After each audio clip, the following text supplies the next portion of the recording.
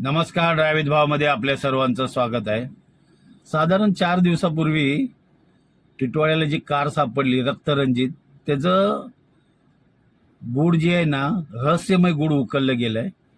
आणि जो आरोपी आहे आदर्श भालेराव, वय वर्ष 21 आणि इंजिनिअरिंगचा स्टुडंट आहे, त्याला पकडलं गेलंय.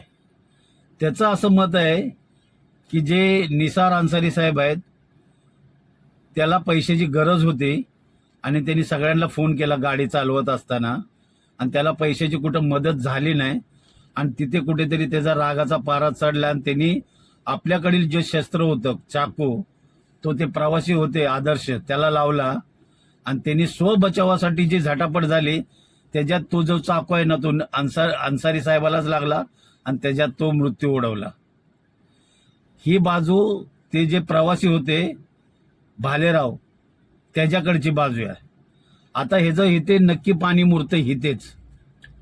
जर त्या आदर्श भालेरावला तिकडे मित्राला भेटायला जायचं होतं टिटवाळा ते मनसर किंवा पुणे, तर त्यांनी साधी गाडी बुक केली असती, मिनी उबेरवरती. इतकी मोठी गाडी बुक करण्याचं कारण काय, हा पहिला प्रश्न झाला. जर स्वरक्षणासाठी झटापटीत जर त्याला अन्सारी साहेबाला चाकू लावला, जरी त्याला पैशाची गरज आणि त्याचा उद्रेक झाला, अन्सारी साहेबांनी त्याला जरी चाकू लावला असेल प्रवासी आहेत त्याला, तरी स्वरक्षणासाठी त्याचा कुठेतरी त्याला सुद्धा कुठेतरी लागला पाहिजे होता चाकू. पण तो सुस्थितीत आहे, व्यवस्थित चालतोय, त्याला कुठेही खरचटलं नाही.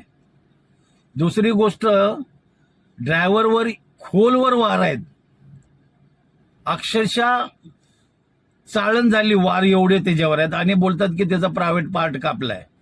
म्हणजे नक्की इथे कुठेतरी पाणी मुरतंय. विचार केला पाहिजे.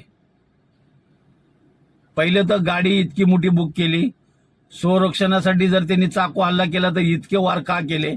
आणि जर गणेश खिंडीमध्ये त्याचा मृतदेह टाकला त्या भालेरावने, तरी स्वतः जाऊन पोलीस स्टेशनला जमा होणं गरजेचं होतं, कारण तो सुशिक्षित होता. माझ्याकडनं चूक झाली ना, अशाची घटना घडली. ते न करता तो गाडी घेऊन टिटवाळ्याला सोडली आणि पळून गेला. म्हणजे इथे सुद्धा ड्रायव्हरचा सुरक्षेचा प्रश्न ऐरणीवर येतोय, हे स्पष्ट दिसतंय. आणि इथे सुद्धा ना, ड्रायव्हरचा कोणी वाली नाही, ड्रायव्हरच्या बाजूने लढणारं कोणी नाही. हा साधा सरळ प्रश्न आहे. थोडा विचार केला पाहिजे होता.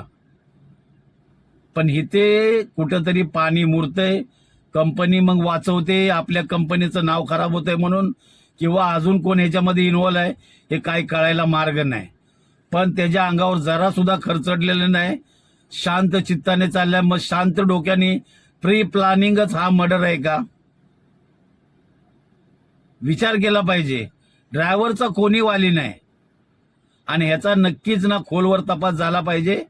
संपूर्ण ड्रायव्हर आपले बांधव आहे, यांच्याकडून नम्रतेची विनंती आहे आपली शासनाला की ह्याचा खोलवर तपास करून ह्याचं खरंच जे सत्य आहे ना ते बाहेर आलं पाहिजे जनतेसमोर.